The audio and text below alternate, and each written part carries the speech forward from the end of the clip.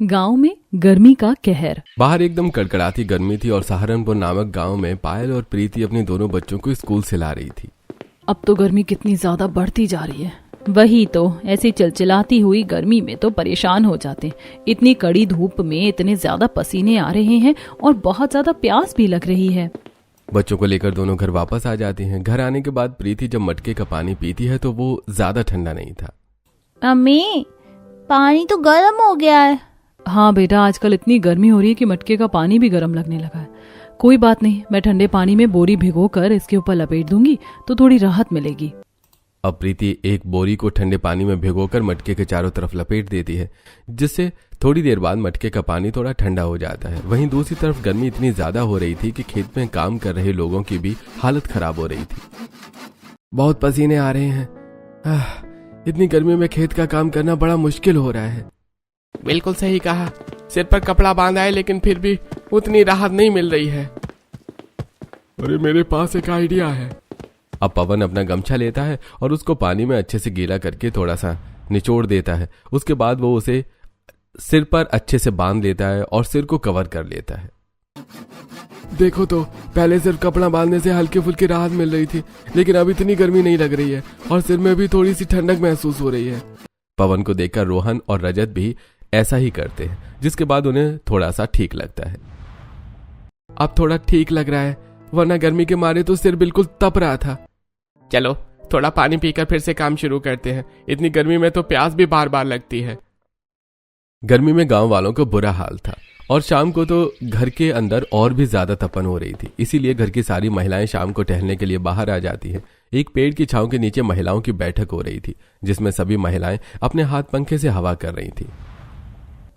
बिना पंखा हिलाए तो काम ही नहीं चलता। एक तो हमारे गांव में बिजली भी नहीं रहती, वही तो अब घर में भी तो उमस और घुटन होने लगी है। ऐसे में तो खुली और ठंडी हवा ही चाहिए होती है। हाँ, वो तो शुक्र है कि हम सबके मिट्टी के घर हैं तो थोड़ी राहत मिलती है, वरना तो पता नहीं गर्मी का कितना ही कहर हो जाता। अभी भी गर्मी अपना कुछ कम कहर नहीं बरसा रही है। मैं तो घर में पानी छिड़क कर आई हूँ। मिट्टी थोड़ी गीली और ठंडी हो जाएगी, इसके बाद थोड़ी गर्मी में राहत मिलेगी। हाँ, मैंने भी छत पर पानी डाल दिया। जो सारा गर्मी का भपका है वो निकल जाएगा, फिर रात को सोते समय उतनी गर्मी नहीं लगेगी। इस तरह महिलाएं भी सिर्फ गर्मी के बारे में बात कर रही थी, लेकिन जिस भी घर के अंदर चूल्हा था, उन्हें तो खाना बनाने में और ज्यादा परेशानी हो रही थी। नेहा अपने घर में चूल्हे पर खाना बना रही थी और उसे बहुत ज्यादा पसीना आ रहा था। हे भगवान, चूल्हे पर खाना बना बना कर बड़ी ही परेशानी हो रही है। एक तो हमारा चूल्हा भी घर के अंदर है, गर्मी के मारे बिल्कुल आग बबूला हो रही हूँ मैं भी। वहीं दूसरी तरफ सीमा के घर में भी यही हाल था। आज तो मैंने चावल बना दिए, मेरे बस की नहीं है चूल्हे पर इतनी देर तक रोटियां बनाना। कल बाहर ईंट का चूल्हा बनाकर कल से बाहर ही खाना बनाऊंगी, वरना अंदर तो मेरी ही भुज्जी बन जाएगी। गर्मी से सभी का हाल बेहाल हो रहा था। हर कोई गर्मी से परेशान था। गांव में सभी रात को खाना खाकर थोड़ी देर नीचे सोते हैं, लेकिन आधी रात में लाइट जाने पर सभी लोग चटाई लेकर ऊपर छत पर पहुंच जाते हैं। पूरा गांव लाइट जाने की वजह से छत पर सोने के लिए आ गया था। बताओ, लाइट भी जानी जरूरी होती है क्या इतनी गर्मी में? आधी रात को आधी नींद में उठकर आना पड़ता है। नींद खराब होती है, ऊपर से पसीने आकर हालत भी खराब हो जाती है। मेरी भी नींद खराब हो गई, जल्दी से बिस्तर लगाकर सो जाते, बहुत नींद आ रही है। उसके बाद रात को सभी छत पर सो जाते हैं। अब गांव के लोग सुबह जल्दी उठ जाते हैं और अपने अपने काम पर चले जाते हैं। अगले दिन गांव की बहुएं मिलकर कुएं पर पानी भरने जा रही थी। वहाँ सबसे बड़ा कुआं है, हम वहाँ पर पानी भरने क्यों नहीं जाते? वो हमें पास भी पड़ता है। अभी तुम गांव में नहीं हो, इसीलिए तुम्हें पता नहीं है, लेकिन उस कुएं पर हमारा जाना मना है। हम सिर्फ बाकी 2 कुओं से ही पानी ले सकते हैं, हम वहाँ नहीं जा सकते। हाँ, हमारा वहाँ जाना मना है। वो कुएं की हिस्ट्री के बारे में स्नेहा को बताती हैं। पांचों सिर पर मटका लेकर कुएं पर पहुंच जाती हैं और पानी भरने लगती हैं, कुएं से पानी निकालते हुए। लेकिन हम उस कुएं से पानी नहीं ले सकते, ये तो सच में बहुत गलत बात है। अब हम क्या कर सकते हैं, हमारी मजबूरी है। कोई बात नहीं, हमारा ये कुआं है ना, देखो कितना पानी है इसमें, इसका पानी भी बहुत अच्छा है। अब सभी मटकों में पानी भर के सिर पर रखकर घर वापस आ जाती हैं। घर आने के बाद सब बहुत थक गई थी और सीमा सबको पानी में गोंद कतीरा डालकर पिलाती है। ठंडा पानी पीकर अब थोड़ा अच्छा लग रहा है, वरना बाहर तो गर्मी में गला सूख रहा था। हाँ बेटा, गर्मी में तो ऐसी चीज पीकर ही अच्छा लगता है। प्रीति ने भी सबके लिए बेल का ठंडा शरबत बनाया था। सभी को पीकर बड़ा अच्छा लगता है। अच्छा हुआ तुमने मटके के चारों तरफ कपड़ा बांध दिया, वरना तो गर्म पानी में शरबत बिल्कुल भी अच्छा नहीं लगता। बाहर से काम करके आने के बाद इतना ठंडा शरबत पीने को मिल जाए तो मजा ही आ जाता है। हाँ भाभी, कॉलेज से आने के बाद जो ठंडा शरबत आपने दिया है बनाकर, सच में इस गर्मी के कहर में तो अमृत है ये। सब बड़े मजे से शरबत पीते हैं और वहीं दूसरी तरफ पायल और नेहा दोनों दुकान पर जाती हैं। भैया आप मुझे गोंद कतीरा दे दीजिए और उसके साथ में सत्तू भी दे दीजिए। हाँ मुझे भी 2-2 किलो दे दीजिए, इतनी गर्मी हो रही है, इतनी गर्मी में तो हर रोज ही पीने को चाहिए होता है। जी ठीक है बहन जी, अभी देता हूँ। अच्छा है कि गोंद कतीरा जैसी चीजें हैं जिन्हें पीकर थोड़ा सा अच्छा लगता है। सभी गर्मी में ऐसी चीजें खरीद रहे थे जिसे खाने के बाद थोड़ा सा उन्हें ठंडक का एहसास हो सके, लेकिन इतनी तेज धूप और गर्मी होने की वजह से बच्चे भी थोड़ा थोड़ा बीमार पड़ रहे थे। पायल के घर में ओहो, चिंटू को तो पूरे शरीर पर घमौरियां हो गई हैं, पूरे शरीर पर छोटे छोटे दाने हो गए हैं। हाँ मम्मी, इन दानों की वजह से बहुत ज्यादा खुजली होती है और मुझे बहुत ज्यादा पसीने आते हैं। हाँ बेटा तुम चिंता मत करो, मैं अभी तुम्हें थोड़ा पाउडर लगा देती हूँ, उसके बाद तुम्हें डॉक्टर के पास लेकर जाऊंगी। पायल चिंटू के ऊपर बहुत सारा पाउडर लगा देती है ताकि उसे गर्मी से थोड़ी राहत मिल सके। बच्चे भी गर्मी में इतना परेशान होते थे कि घर में रहने से उन्हें गर्मी लगती थी और बाहर खेलने जाते थे तो भी उन्हें गर्मी लगती। शाम के 5 बज गए, अभी भी कितनी ज्यादा गर्मी है। हाँ मुझे भी बहुत गर्मी लग रही है, चल हम थोड़ी देर पेड़ के नीचे बैठकर मिट्टी से ही खेल लेते हैं। बच्चे अब पेड़ के नीचे बैठकर मिट्टी से ही खेलने लगते हैं। उन्हें पेड़ की छांव में थोड़ा सा ठीक लगता है। यूं ही सबका गर्मी से हाल बेहाल हो रहा था। शाम को जब पति खेत का काम करके घर लौटते हैं तो बाप रे, बड़ी गर्मी है, जल्दी से मेरे लिए पानी निकाल दो, मुझे नहाना है। अरे मेरा भी गर्मी की वजह से जी मचल रहा है, मुझे भी नहाना है। प्रीति दोनों के लिए मिट्टी के बने अंडरग्राउंड टंकी से पानी निकाल देती है। उन्होंने मिट्टी खोदकर उसमें एक टंकी लगाई हुई थी। ऐसा इसलिए किया था ताकि पानी ठंडा रह सके। वहीं दूसरी तरफ दूसरे घरों में भी ऐसा ही था। इतनी गर्मी लग रही है, जल्दी से मुझे पानी दो, मुझे नहाना है। हाँ बेटा जल्दी नहा ले, मैं भी पसीने से तरबतर हो चुकी हूँ, मुझे भी नहाना है। ठंडे पानी से नहाकर ही थोड़ा सा आराम मिलेगा। हाँ आप दोनों जल्दी नहा लीजिए, उसके बाद मैं भी नहा लूंगी। चूल्हे पर रोटी बनाकर मुझे और पसीना आ रहा है। नेहा बाहर आकर आंगन में चूल्हे पर रोटी बना रही थी। गांव की बाकी महिलाएं भी अपने आंगन में ही चूल्हे पर रोटी बना रही थी। प्रीति भी अपने आंगन में चूल्हे की रोटी बना रही थी और वो आवाज लगाकर कहती है, आप सब घर के बाहर ही खाना खाने आ जाइए, अंदर बहुत गर्मी है। सभी ठंडे पानी से नहाए थे और नहाकर बाहर खाना खाने आते हैं। पूरा परिवार चारपाई पर बैठकर खाना खाता है। बाहर थोड़ी हवा भी चल रही थी। चलो खाना पीना तो हो गया है, मैं तो चली अब बाहर टहलने के लिए। वहीं दूसरी तरफ घर का सारा काम खत्म करके सभी बहुएं भी नहा लेती हैं। नहाकर सभी थोड़ी देर बाहर टहलने लगती हैं। हर कोई शाम को ठंडी हवा में बाहर घूम रहा था। अभी ठंडी हवा चल रही है तो कितना अच्छा लग रहा है। अगर गर्मी में हमेशा ऐसे ही ठंडी हवा चलती रहे तो कितना मजा आएगा, लेकिन ऐसा होता कहाँ है।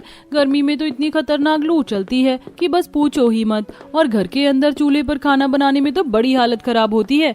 मैंने तो अब बाहर एक छोटा सा टेम्परेरी ईंट का चूल्हा बना दिया है, बाद में कभी टाइम मिलेगा तो मिट्टी का बना दूंगी। ये तो तुमने बहुत अच्छा किया, मैंने भी बाहर ही चूल्हा लगवा रखा है। घर के अंदर इतनी तपन में कौन खाना बनाए, और फिर बाकी सबको भी गर्मी लगती है। रात को छत पर सोने में भी कई बार तो इतनी गर्म हवा चलती है कि ऊपर सोने का मन नहीं करता, और नीचे लाइट नहीं होती तो वैसे ही उमस होती है। अब हम करें तो करें क्या।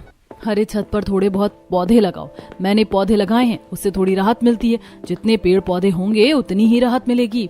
इस तरह गर्मी से बचने के लिए हर कोई कुछ न कुछ ट्राई कर रहा था। सभी ने छत पर बहुत सारे पौधे लगाए थे ताकि उन्हें थोड़ा बहुत गर्मी से राहत मिल सके। अब शाम को सोने से पहले सभी छत पर थोड़ा थोड़ा पानी डाल रहे थे। अरे सरला, थोड़ा ठंडा पानी डाल, तब ज्यादा अच्छा लगेगा। फिलहाल तो ठंडा पानी पीने को नसीब हो जाए वही बहुत बड़ी बात है। हमने तो मिट्टी को खोद कर जमीन के अंदर छोटी सी टंकी रख रखी है, उसमें पानी ठंडा रहता है। हमारी टंकी लीक हो रही है, इसीलिए अभी ठंडा पानी नहीं हो पा रहा है, कल इसे ठीक करवाएंगे। ऐसे तो काम नहीं चलेगा, नहाने के लिए भी ठंडा पानी चाहिए और तभी जाकर थोड़ा सा राहत मिलती है। हाँ, वरना तो इस गर्मी ने हमारा जीना हराम कर रखा है। सभी छत पर पानी डालते हुए बात कर रही थी और रात को लाइट जाने के बाद पूरा गांव छत पर आकर सोने लगता है। छत पर पानी डालने के बाद भी उन्हें थोड़ी सी राहत मिलती थी। अगले दिन घर के बुजुर्ग खेत से काम करने के बाद एक ठेले पर गर्मी में बेल का शरबत पी रहे थे। अरे भाई ओ हो, शरबत पीकर तो मजा ही आ गया। अरे हाँ भाई बिल्कुल, शरबत तो वाकई बहुत ही स्वादिष्ट है भाई, इसमें थोड़ी और बर्फ डाल दो, इसके बाद शरबत पीने में ज्यादा मजा आ जाएगा।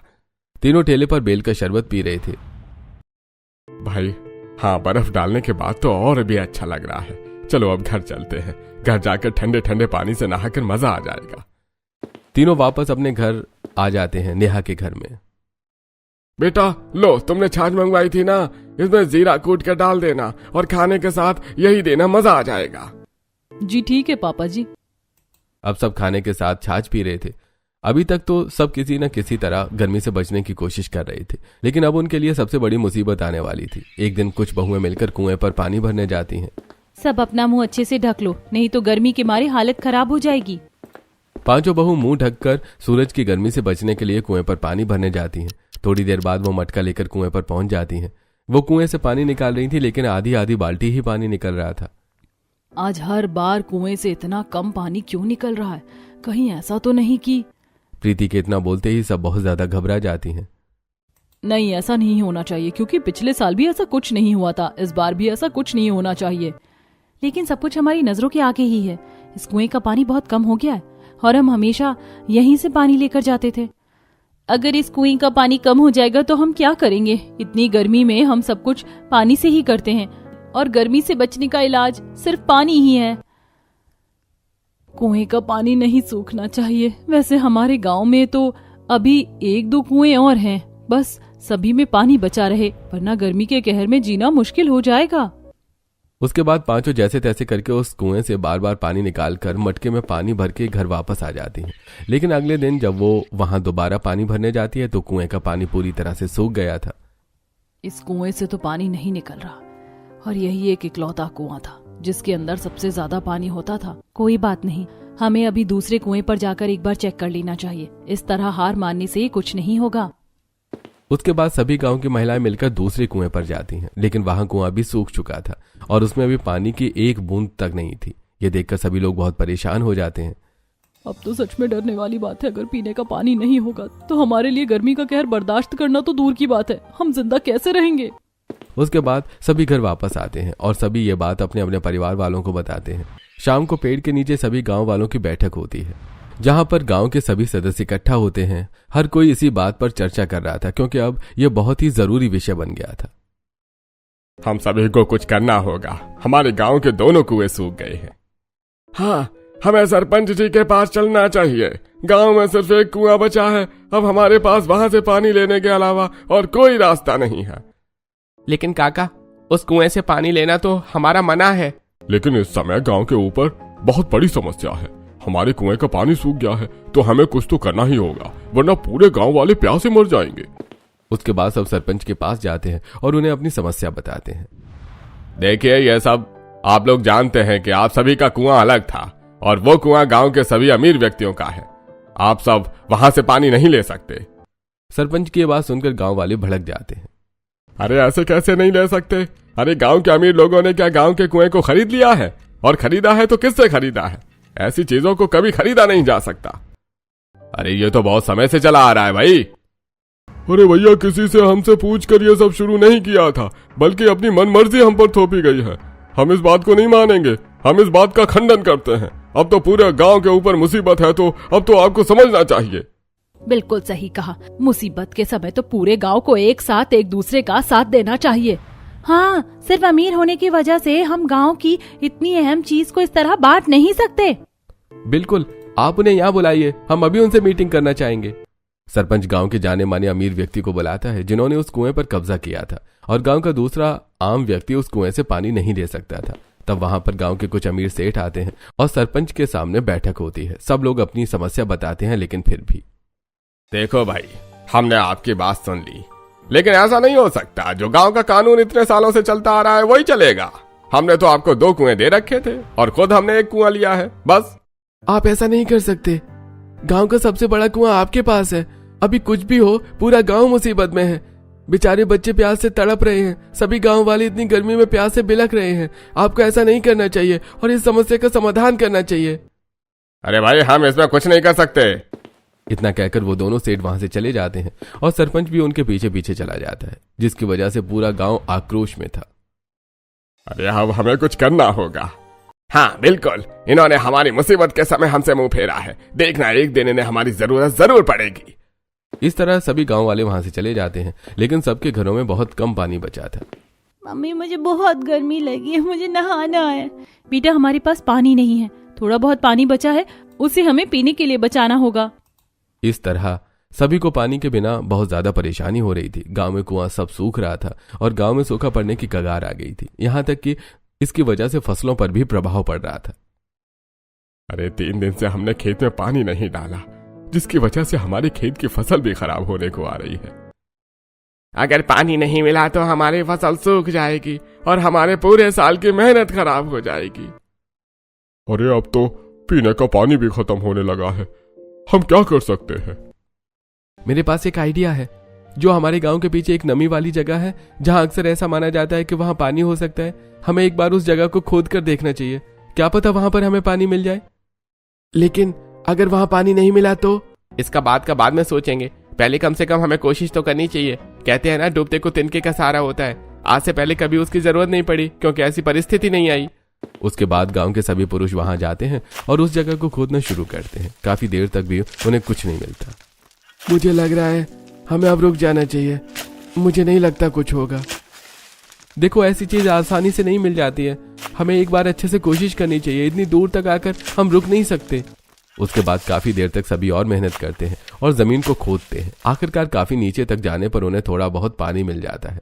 तब सभी गांव वाले वहां पर मटके लेकर आते हैं और पानी पीने के लिए घर लेकर जाते हैं। सभी पानी को देखकर इस्तेमाल कीजिए, यहाँ पर बहुत कम पानी है, सिर्फ कुछ दिन काम चलेगा।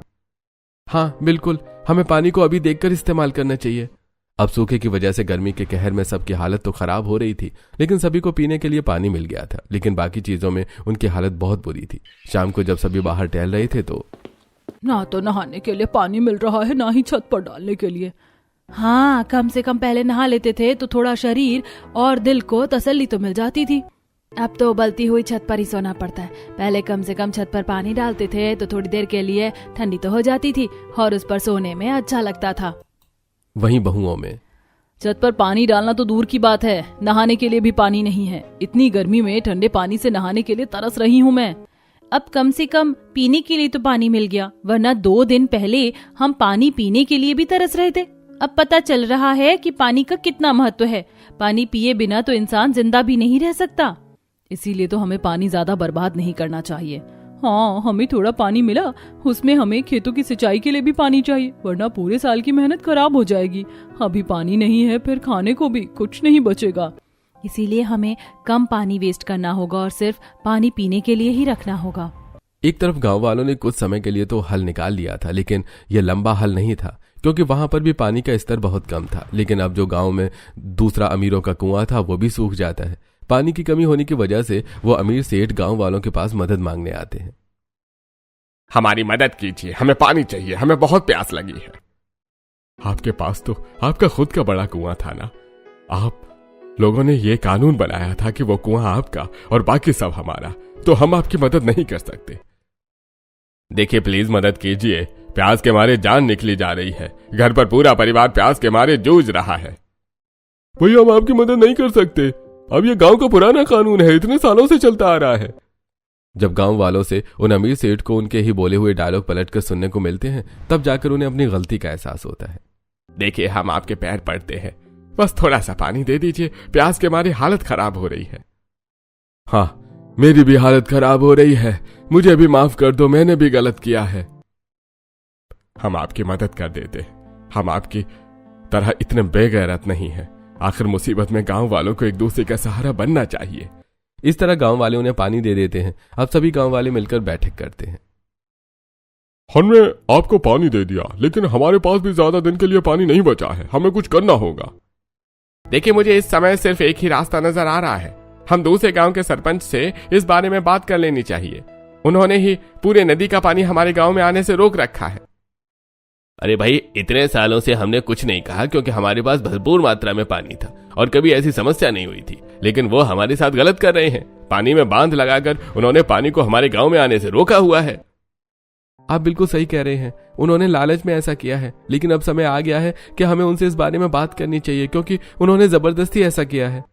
उसके बाद सहारनपुर गांव का सरपंच कुछ आदमियों के साथ दूसरे गांव के सरपंच से इस बारे में बात करता है। देखिए, हम ऐसा नहीं कर सकते, हम नदी का बांध नहीं हटाएंगे।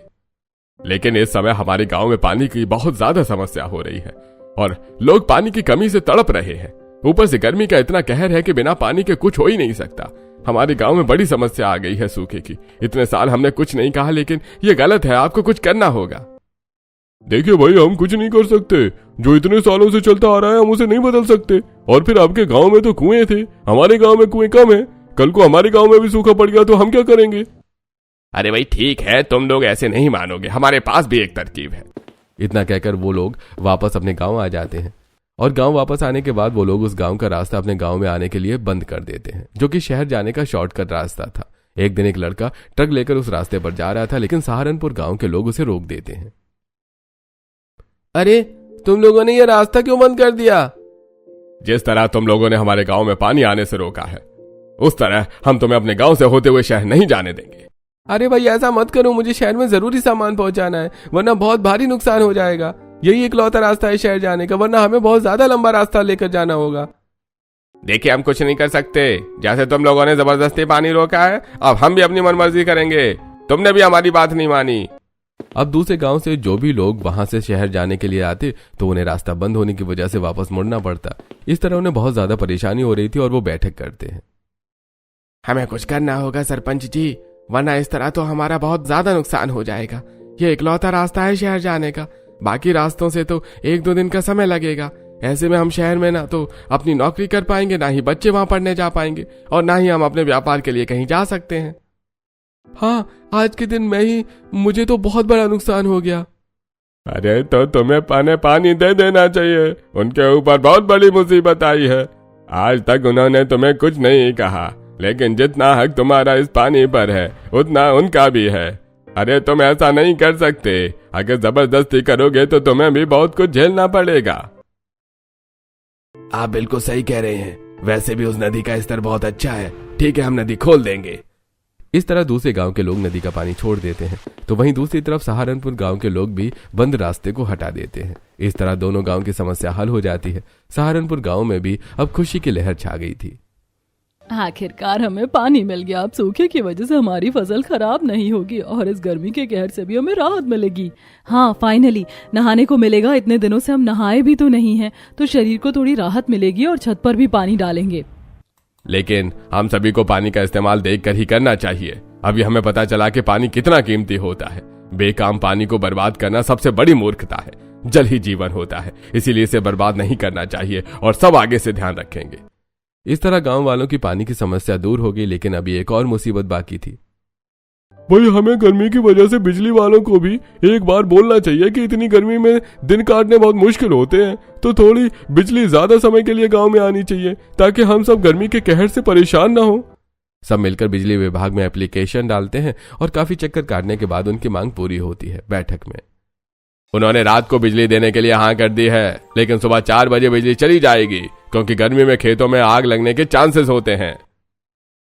वैसे हमारे लिए सेफ्टी ज्यादा जरूरी है। कोई बात नहीं, हम कुछ समय के लिए गांव में जनरेटर लगवा लेंगे और फिर गांव में और पेड़ पौधे लगाएंगे तो ठंडी हवा हम रह सकते हैं। सबसे बड़ी बात है कि पानी की समस्या का हल हो गया। इसके बिना तो गर्मी के कहर से जीतना मुश्किल था।